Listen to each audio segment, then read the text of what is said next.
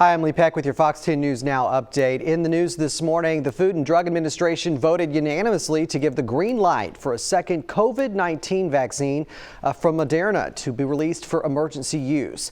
The news will likely mean that millions of the vaccine from Moderna will be shipped out in the coming days. This comes just 1 week after the FDA approved a vaccine from Pfizer for mass public use.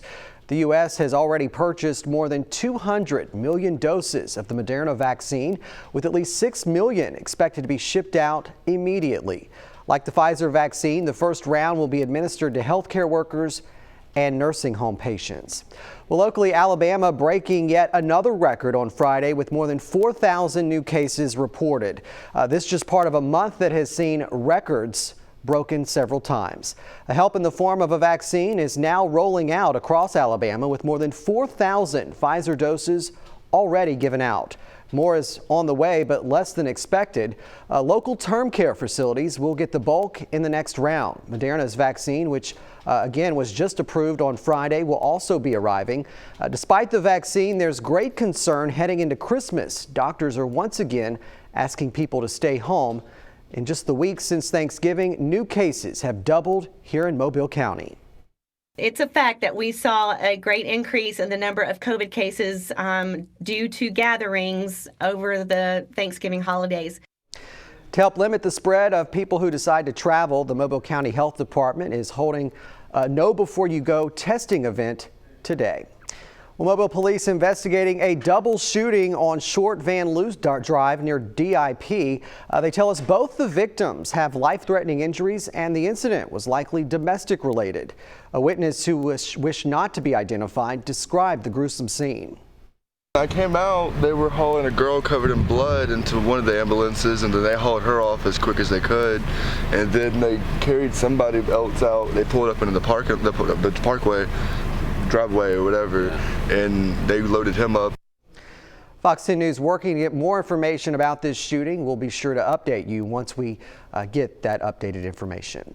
Well, vigil for a 24-year-old mother who was shot and killed at a Mobile apartment complex earlier this week held in 8 Mile last night. Loved ones gathering in 8 Mile to celebrate the life of Gakivia Johnson, better known to loved ones as Kiki. Johnson was one of 2 people shot at the Azalea Point Apartments in Mobile Tuesday night. She was killed while the other victim survived. Johnson leaves behind 4 young children, now in the care of her mother, Tanya Sneed.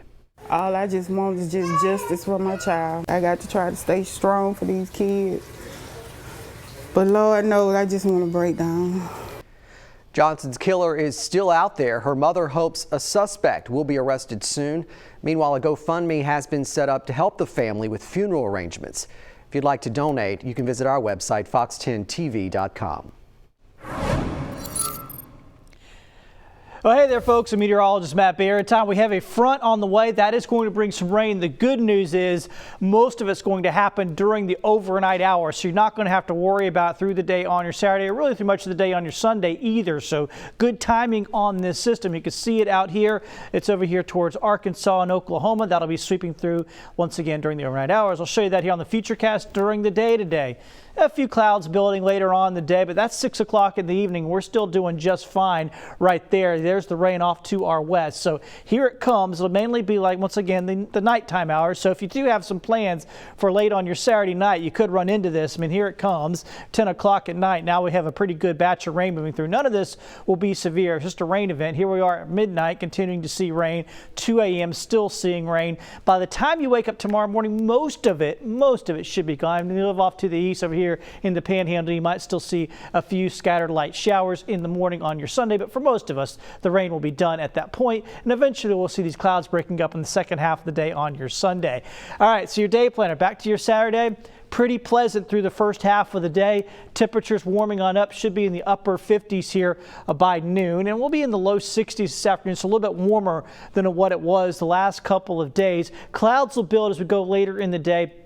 And then we'll start getting some spotty showers into the evening hours tonight. Once again, most of the rain will be overnight. So here's how it looks in the outlook. You can see overnight rain here. It's only about 30% during the day. It's 100% overnight. We got the AM showers on your Sunday, improving back up in the 60s in the afternoon.